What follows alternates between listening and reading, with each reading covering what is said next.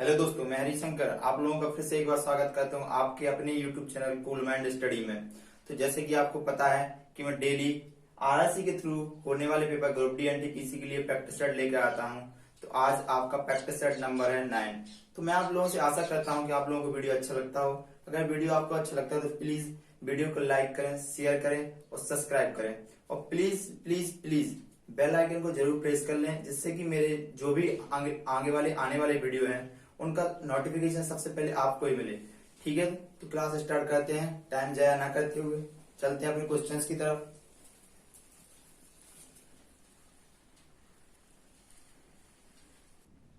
Question number पहला आज आपके दिया हुआ है, रुपए के अवमूल्यन का संकल्पित लक्ष्य है।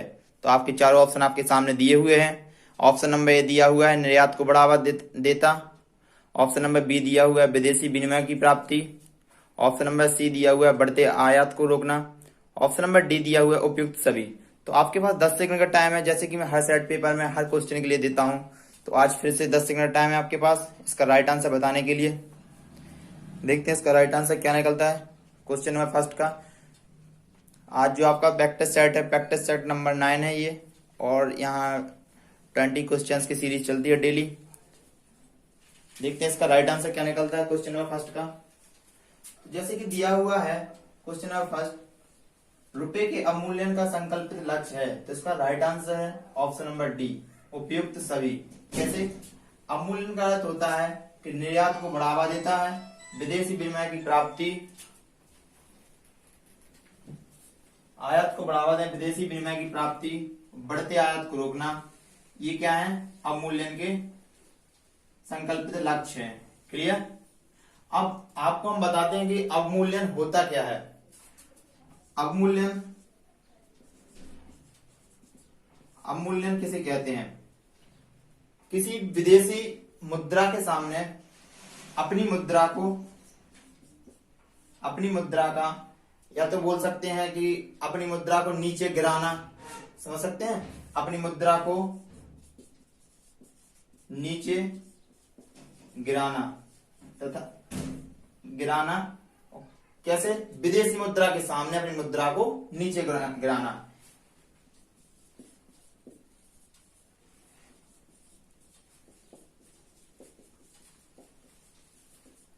विदेशी मुद्रा के सामने अपनी मुद्रा को नीचे गिराना, यह क्या कहलाता है? मुद्रा अवमूल्यन। मुद्रा का अवमूल्यन कहलाता है। और ये कब कब कब हुआ है? अपने भारत में 3 बार हुआ है मुद्रा का अवमूल्यन।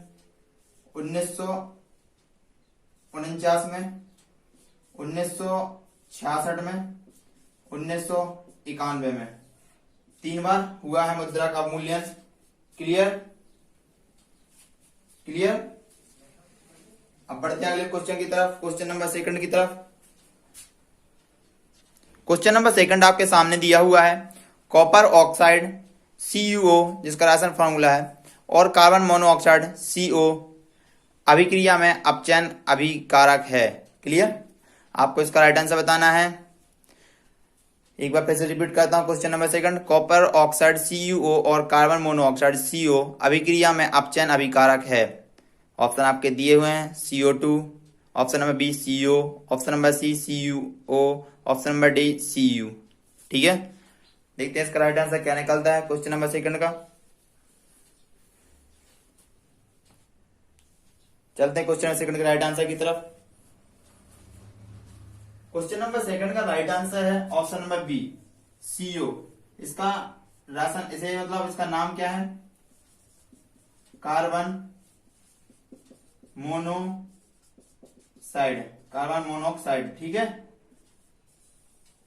जो कार्बन मोनोऑक्साइड होती है, इस शरीर की कार्बन मोनोऑक्साइड शरीर के हीमोग्लोबिन के साथ मिलकर, किसके साथ मिलकर? हीमोग्लोबिन के साथ मिलकर एक लाल पदार्थ का निर्माण करती है रक्त में। ठीक है, जो कि ऑक्सीजन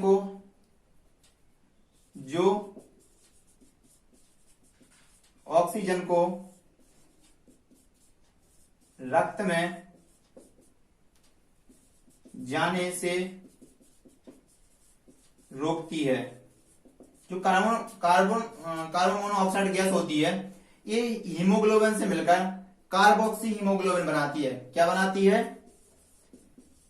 कार्बोक्सी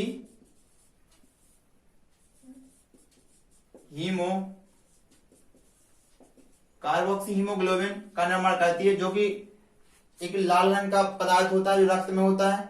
ठीक है, तो उससे होता है क्या अपने शरीर को, जो अपना ऑक्सीजन होता है, ऑक्सीजन इसको रक्त में जाने से वह रोकती है। क्लियर? तो अब बढ़ते हैं आज के अगले क्वेश्चन की तरफ, क्वेश्चन नंबर 3 की तरफ। क्वेश्चन नंबर 3 आपके सामने दिया हुआ है। एक लड़का 4 किलोग्राम का स्कूल बैग को 30 सेकंड तक पकड़ता है, तो उसके द्वारा किया गया कार्य जूल में क्या है? ऑप्शन आपके सामने दिए हुए हैं। Option number A 0, option number B 39.2, option number C 4, option number D 40। आपको इसका राइट आंसर बताना है। आपके पास 10 सेकंड का टाइम है। देखते हैं इसका राइट आंसर क्या निकलता है।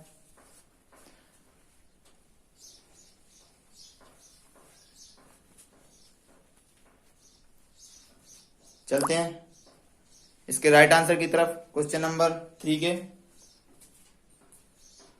क्वेश्चन नंबर 3 का राइट आंसर है ऑप्शन नंबर ए 0। अब आपको बताते हैं हम आपको कि ये शून्य कैसे। आपने पढ़ा होगा W बराबर F into S cos theta. Clear? चूंकि यहां एक सिचुएशन या इसको नोट कर लेना, जब भी बल और विस्थापन एक दूसरे के लंबवत होते हैं तो कार्य शून्य होता है। कार्य क्या होता है? शून्य होता है। क्योंकि यहाँ लड़का जो है 4 किलोग्राम का बैग लेकर सिर्फ खड़ा है 30 सेकंड तक, विस्थापन नहीं किया, आगे की ओर बढ़ा नहीं है, ना पीछे की ओर, ना बगल साइड, ना किसी भी दिशा में नहीं गया, वो एक जगह खड़ा हुआ रहा। ठीक है, 30 सेकंड तक। तो जब बल और विस्थापन एक दूसरे के लंबवत हैं, ठीक है, तो किया गया कार्य क्या होगा? शून्य होगा। क्लियर? तो option number A is the right answer, question number 3। अब बढ़ते हैं आज के अगले क्वेश्चन की तरफ, क्वेश्चन नंबर 4 की तरफ। क्वेश्चन नंबर 4 आपके सामने दिया हुआ है। अस्त होते हुए सूर्य के लाल वर्ण का कारण है। तो आपको इसका राइट आंसर बताना है। इसके 4 ऑप्शन आपके सामने दिए हुए हैं। देखते हैं इसका राइट आंसर क्या निकलता है क्वेश्चन नंबर 4 का।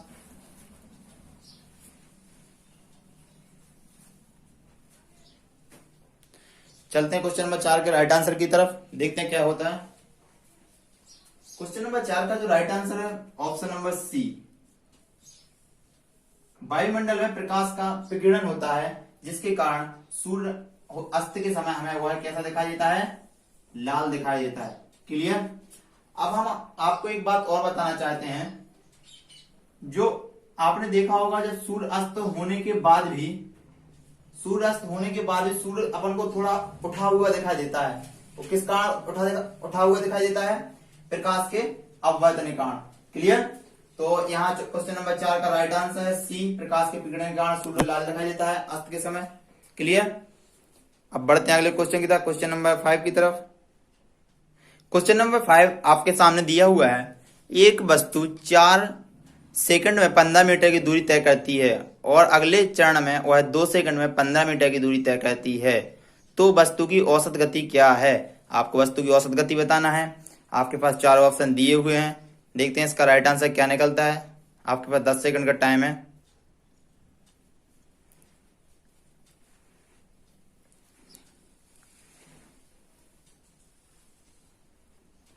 चलते हैं क्वेश्चन नंबर 5 के राइट आंसर की तरफ, देखते हैं इसका राइट आंसर निकलता है। क्वेश्चन नंबर 5 का राइट आंसर है ऑप्शन नंबर सी। कैसे?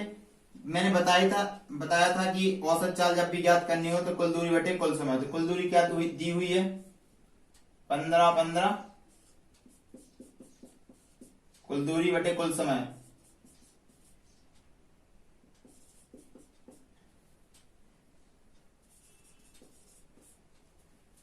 क्या होगा? 30/6, 6 पंचे 30। चूंकि आप लोगों को पता ही है की गति किस में मापते हैं, तो यहाँ दिया हुआ है मीटर पर सेकंड। क्योंकि ये दूरी दी होती है मीटर में थी, समय दिया होता है सेकंड में था, इसलिए 5.0 मीटर पर सेकंड। क्लियर। अब बढ़ते हैं आज के अगले क्वेश्चन की तरफ, क्वेश्चन नंबर 6 की तरफ। आपके सामने क्वेश्चन नंबर 6 है जो कि सरल करना है आपको।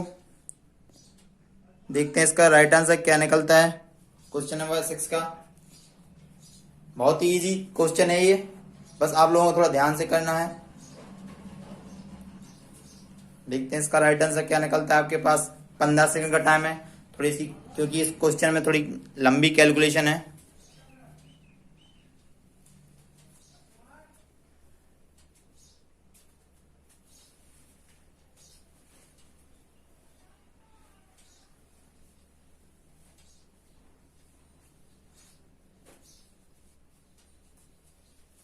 चलते हैं इस क्वेश्चन के राइट आंसर की तरफ, देखते हैं इसका राइट आंसर क्या निकलता है क्वेश्चन नंबर 6 का। क्वेश्चन नंबर 6 का राइट आंसर है ऑप्शन नंबर ए।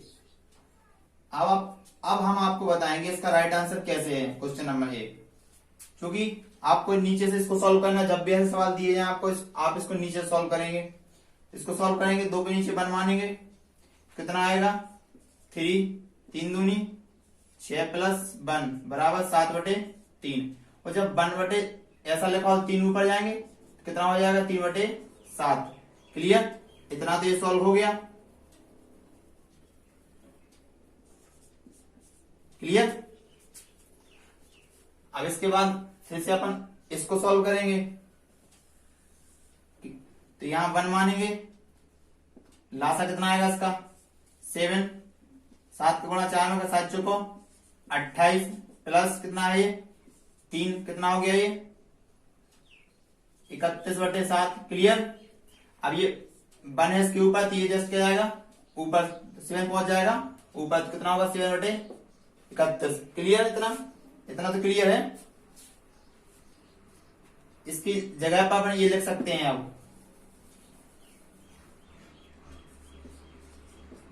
क्लियर इतना तो। अब बढ़ते हैं, अब इसको सोल्व करेंगे अपन लोग, ठीक है ना। इसके नीचे कितना मानेंगे 1, कितना आएगा लासा इतना 31 का 7 में गुणा करें तो कितना आएगा 217 प्लस कितना 7, कितना हुआ ये 14, 224/31। 5 कहाँ है ऊपर, ठीक कैसे जाएगा ये ऊपर। क्लियर। कितना हो जाएगा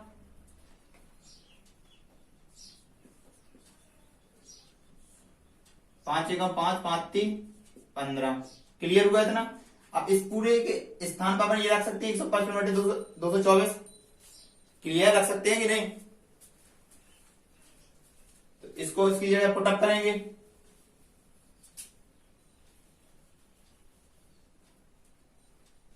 एक 155/224। अब इसको नीचे फिर बनवाएंगे, इसको सॉल्व करेंगे तो लासा कितना आएगा 224। ये कहां जाएगा ऊपर, गुणा होगा तो माइनस 155। कितना बचा है 14 में से 5 कितना बचा 9। ये कितना हुआ 6, 12 में से 6 कितना बचा 6। यहाँ कितना हुआ 2, 2 में से 2 गया 0/224। ये किस ऑप्शन में दिया हुआ है, तो ऑप्शन नंबर ए में दिया हुआ है। तो option number A is right answer question number 6। Clear. आज का क्वेश्चन नंबर 7 आपके सामने दिया हुआ है, आपको इसका राइट आंसर बताना है जो कि मैथ से रिलेटेड है। देखते हैं इसका राइट आंसर क्या निकलता है क्वेश्चन नंबर 7 का।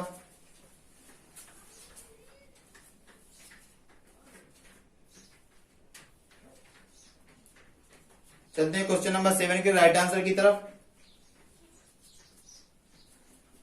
क्वेश्चन नंबर 7 का राइट आंसर है ऑप्शन नंबर बी 32/7।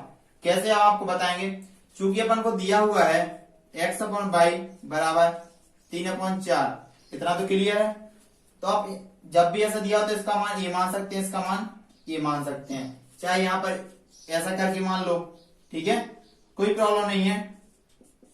ठीक है। अब इसका मान ऐसा पुटअप करते हैं, कितना दिया हुआ है 4x + 5y/4 5x-2y मान रखेंगे, x की जगह पे मान रखेंगे तो 4 × 3 प्लस 5 × 4 अपॉन 5 × 3 - 2 × 4। क्लियर। इसको सॉल्व करें तो कितना आएगा, 4×3 = 12। क्लियर। प्लस 5×4 = 20, 5×3 = 15, 4×2 = 8। इसको सॉल्व करें तो कितना आएगा, 32/7। ये किस ऑप्शन में दिया हुआ था, ऑप्शन नंबर बी में। तो option number B is the right answer, question number 7। अब बढ़ते हैं आज के अगले क्वेश्चन की तरफ। क्वेश्चन नंबर 8 आपके सामने दिया हुआ है, आपको इसका राइट आंसर बताना है। इसका राइट आंसर क्या है देखते हैं। देखते हैं क्वेश्चन नंबर 8 का राइट आंसर क्या निकलता है।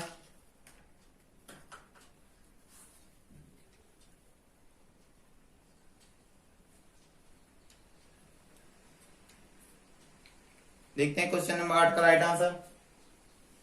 थोड़ी कैलकुलेशन लंबी है इसलिए इसके लिए थोड़ा 15 सेकंड का टाइम दिया हुआ है।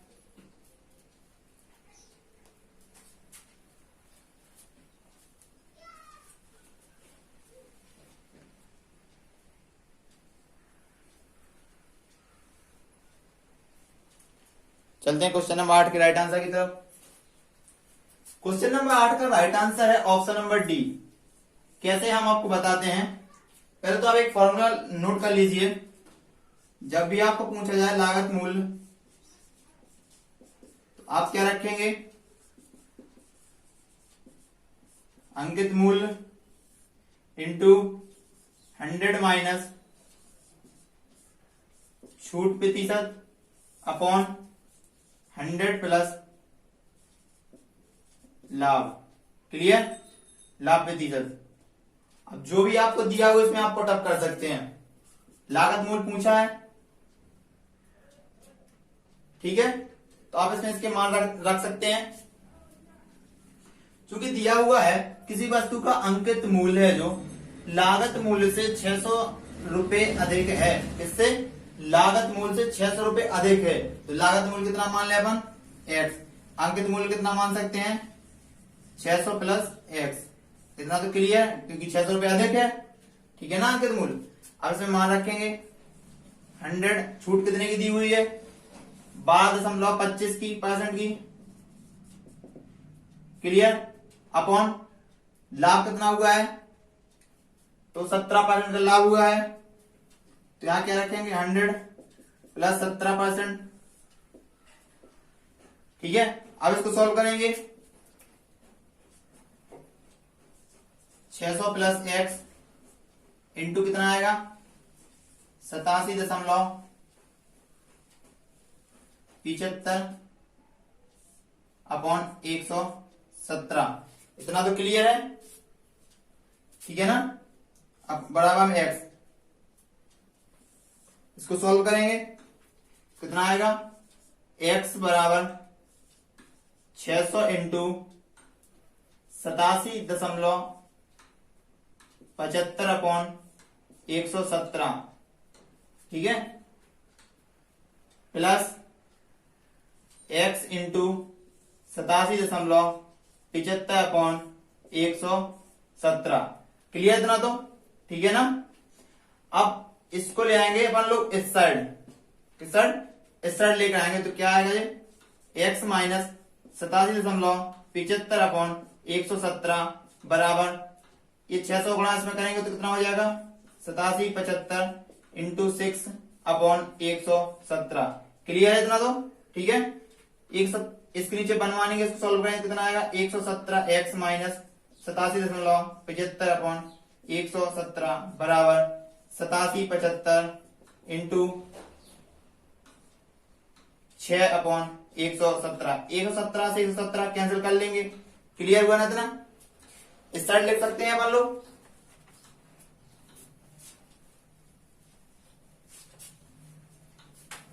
तो कितना बचा हुआ है यहाँ पर, ये के साथ में इसको घटाएंगे, इसमें से कितना बचेगा, 0.25, ये 8 हुआ, 17 में से 8 गया, कितना बचा, 9, ये कितना हुआ 9, 11 में से 9 गया, कितना बचा 2। x बराबर कितना हुआ 87, 75 इंटू 6। x का उस तरह ले जाएंगे फिर इंटू में इसको इससे नीचे ले जाएंगे, भाग में जाएगा ये 87, 76 इंटू 6 अपॉन 29.25। ये 0 हटाएंगे यहाँ 100 आ जाएगा। जब आप इसको सोल्व करें तो इसका आंसर आएगा 1800 समथिंग। क्लियर? तो option number C D is the right answer by question number 8। Clear? अब बढ़ते हैं आज के अगले क्वेश्चन की तरफ, क्वेश्चन नंबर 9 की तरफ। अपन लोग बढ़ते हैं आज क्वेश्चन नंबर 9 की तरफ। यदि 324 प्लस 289 बराबर 35, 441 प्लस 484 बराबर 43 हो तो 625 प्लस 400 का मान क्या होगा? तो आपको इसका राइट आंसर बताना है, जो कि रीजनिंग से है क्वेश्चन। ऑप्शन नंबर ए दिया हुआ है 43, ऑप्शन नंबर बी दिया हुआ है 53, ऑप्शन नंबर सी दिया हुआ है आप लोगों को 65, ऑप्शन नंबर डी दिया हुआ है आपको 45। तो आपको इसका राइट आंसर बताना है। आपके पास 10 सेकंड का टाइम है, देखते हैं किसका आंसर सही निकलता है।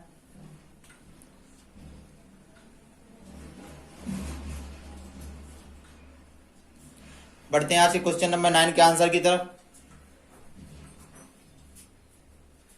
क्वेश्चन नंबर 9 का राइट आंसर है ऑप्शन नंबर डी 45।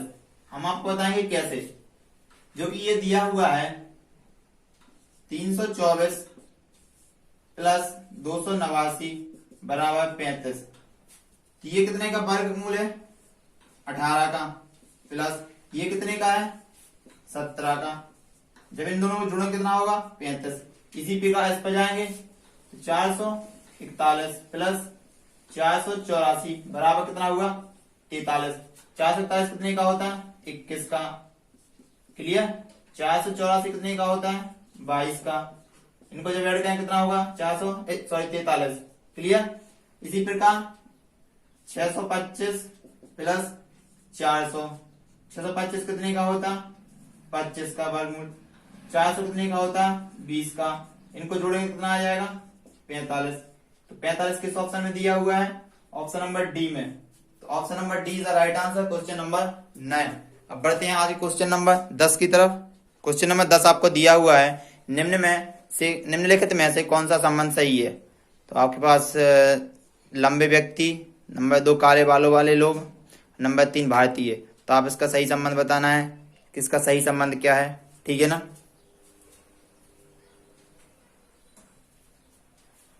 देखते हैं क्वेश्चन नंबर 10 का राइट आंसर क्या निकलता है।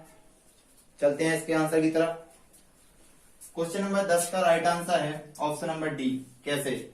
जो लंबे व्यक्ति होंगे वो भी कुछ व्यक्ति ही होंगे, काले बालों व्यक्ति होंगे, काले बालों वाले लोग होंगे, तो उसमें कुछ व्यक्ति भी होंगे ना काले बालों वाले।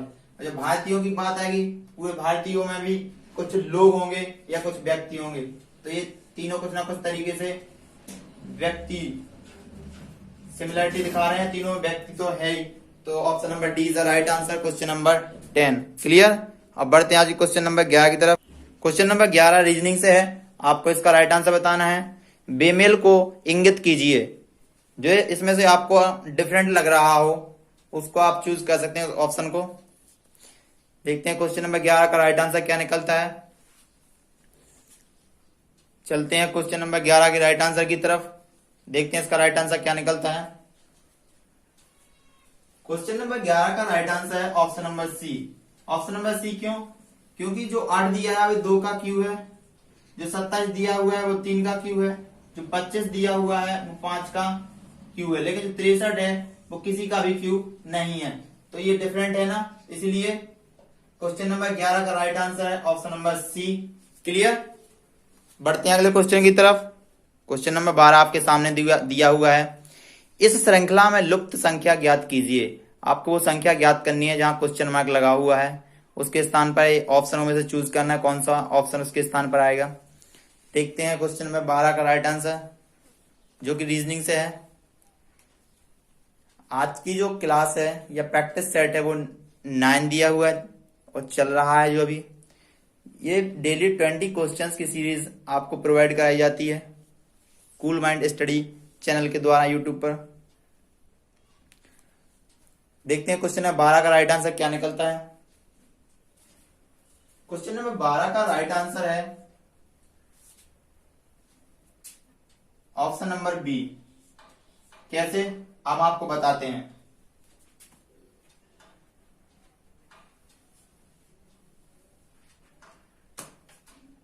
ठीक है, इधर से इधर क्या हुआ, -12 का होल स्क्वायर। जब अपन 789 में से 12 का वर्ग घटाएंगे तो ये कितना आ जाएगा, 645। क्लियर है। अब 645 से 545 तक जाने के लिए क्या करना होगा, -10 का वर्ग घटाएंगे इसमें से। क्लियर। जब 645 दिया हुआ है, 10 का वर्ग घटाएंगे तो कितना आएगा, 545। क्लियर। फिर इसके बाद क्या करेंगे, 545 से 481 की ओर जाने के लिए -8 का वर्ग घटाएंगे। 545 -8 नहीं है 64, एक बचा यहाँ पर, 14 6 8 बचा यहाँ पर, ये क्या गया 481, यहाँ पहुंचे। अब यहाँ क्या होगा, क्योंकि आपको पता है यहाँ 12 का किया, यहाँ 10 का किया, यहाँ 8 का किया। जब दो कम थे यहाँ कितने का होगा, 6 का होगा, -6 का वर्ग, 6 6 36। तो 481 में से 36 घटाएंगे, 11 में से 6 गया 5 रहे, यहाँ 4 हो गया, 8 में से 4 गया 4 रहे, यहाँ कितना हो गया, ये 4 के 4 ही रहेंगे, कितना होगा 445। क्लियर। इसी प्रकार यहाँ पर -4 का वर्ग घटाएंगे, इसी प्रकार यहाँ पर -2 का वर्ग घटाएंगे। क्लियर है। अब बढ़ते हैं अगले क्वेश्चन की तरफ, क्वेश्चन नंबर 30 की तरफ। क्वेश्चन नंबर 13 आपके सामने दिया हुआ है। ए बी की बहन है, बी सी की पुत्री है, ई डी का पिता है, डी ए का भाई है, तो ई का सी से क्या संबंध है। आपके ऑप्शन आपके सामने दिए हुए हैं। ऑप्शन नंबर ए चाचा, ऑप्शन नंबर बी भाई, ऑप्शन नंबर सी पिता, ऑप्शन नंबर डी भतीजी। अब देखते हैं इसका राइट आंसर क्या निकलता है क्वेश्चन नंबर 13 का। आपके पास 10 सेकंड का टाइम है, जो कि रीजनिंग से क्वेश्चन है। आज की सीरीज का 13वां क्वेश्चन रीजनिंग से दिया हुआ है। बढ़ते हैं इसके राइट आंसर की तरफ क्वेश्चन नंबर 13 के। क्वेश्चन नंबर 13 का राइट आंसर है, क्वेश्चन नंबर 13 का राइट आंसर है ऑप्शन नंबर सी पति। कैसे, अब आपको बताएंगे। पहली लाइन आप पढ़िए, ए बी की क्या है, बहन है। जो ए है वो बी की क्या है, बी की क्या है, बहन है। ठीक है, इतना तो क्लियर है। अब सेकंड में क्या कहा, बी सी की पुत्री है।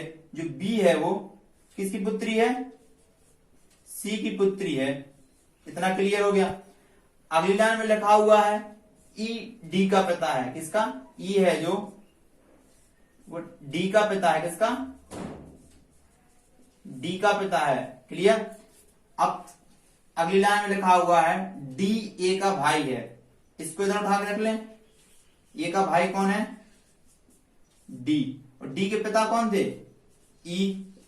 अब पूछा है ई और सी के, ई का सी से संबंध क्या है, ई का सी से संबंध क्या है।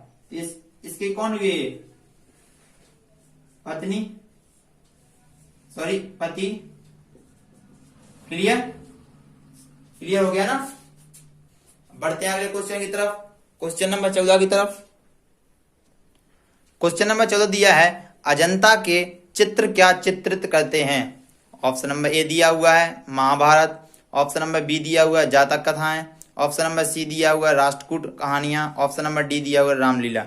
तो आप लोगों को इसका राइट आंसर बताना है। बहुत ही ईजी है, कई बार पेपरों में आया हुआ क्वेश्चन है।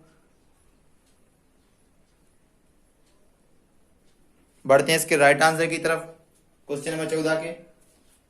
तो क्वेश्चन नंबर 14 का राइट आंसर है ऑप्शन नंबर बी। कौन सा, जातक कथाएं। जो अजंता की गुफाओं में चित्र चित्रित हैं वो जातक कथाओं को स्पष्ट करते हैं या बताते हैं। अब यहाँ एक क्वेश्चन और पुटअप होता है कि अजंता की गुफाएं कहां पर स्थित हैं। तो आपको जब भी ऐसा क्वेश्चन है तो आपको लगा देना है औरंगाबाद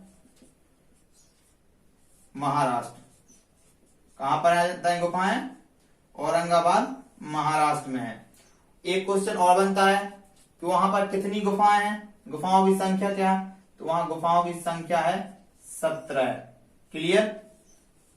क्लियर हुआ ना? अब बढ़ते हैं आज के अगले क्वेश्चन की तरफ, क्वेश्चन नंबर 15 की तरफ। क्वेश्चन नंबर 15 आपको दिया हुआ है जो कि त्रिकोणमिति से रिलेटेड है। यदि 2 into cos square theta plus 2/1 plus cot square theta का मान क्या होगा? आपके ऑप्शन दिए हुए हैं। ऑप्शन नंबर ए दिया हुआ है 0, ऑप्शन नंबर बी दिया हुआ है 2, ऑप्शन नंबर सी दिया हुआ है 3, ऑप्शन नंबर डी दिया हुआ है 1। तो आपको इसका राइट आंसर बताना है। इसका राइट आंसर क्या है? और आपके पास 10 सेकंड से कम का टाइम है क्योंकि बहुत ही इजी क्वेश्चन है। चलते हैं इस क्वेश्चन के राइट आंसर की तरफ, देखते हैं इसका राइट आंसर क्या निकलता है।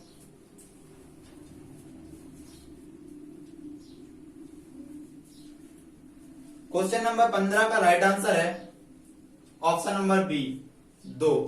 अब कैसे हम आपको बताते, बहुत इजी है। आपको पता होना चाहिए 1 प्लस कॉट स्क्वायर थीटा का मान क्या होता है? 1 प्लस कॉट स्क्वायर थीटा बराबर क्या होता है? Cosec square theta. ये फॉर्मूला ही है, ठीक है। तो यहां पर मान इसका पुटअप कर सकते हैं। तो कितना होगा? 2 cos square theta plus 2 cosec square theta. Clear?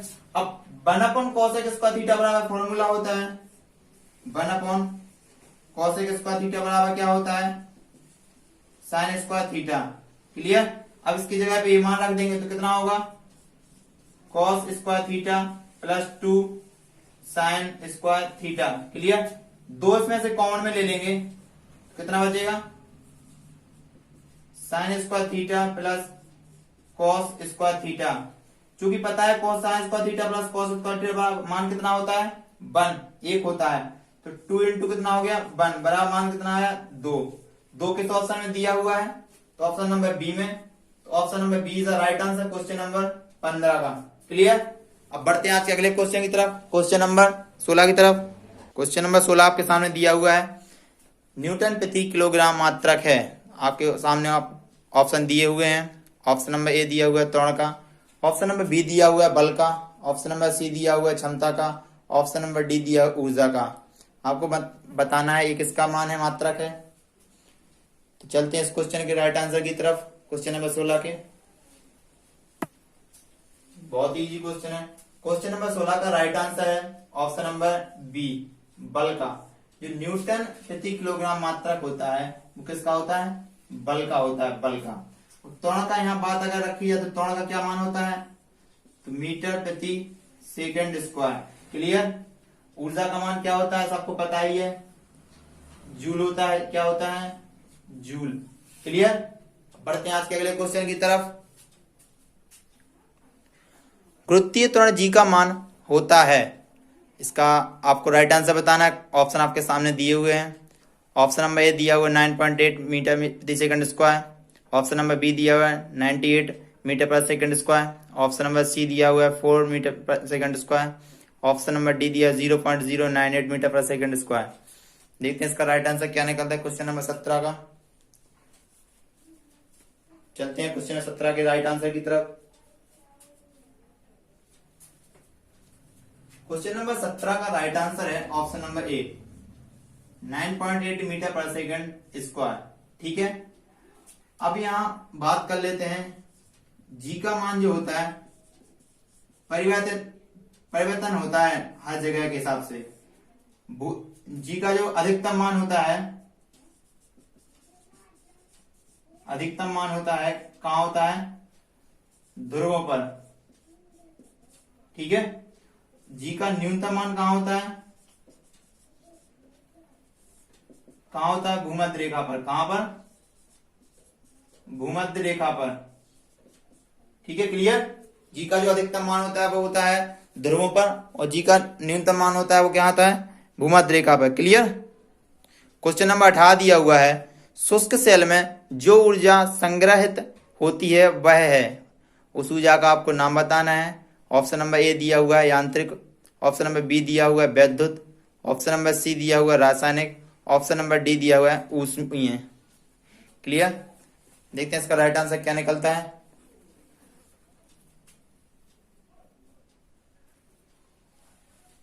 चलते हैं इसके राइट आंसर की तरफ, क्वेश्चन नंबर 18 के राइट आंसर की तरफ। क्वेश्चन नंबर 18 का राइट आंसर है जो शुष्क सेल होता है वो उसमें कौन सी ऊर्जा संग्रहित रहती है? रासायनिक ऊर्जा। Option number C is the right answer. हम आपको बता दें जो टॉर्च में जो सेल डाला जाता है वो शुष्क सेल होता है। ट्रांजिस्टर आदि बनाने में भी शुष्क सेल का ही प्रयोग किया जाता है। क्लियर? बढ़ते हैं अगले क्वेश्चन की तरफ, क्वेश्चन नंबर 19 की तरफ।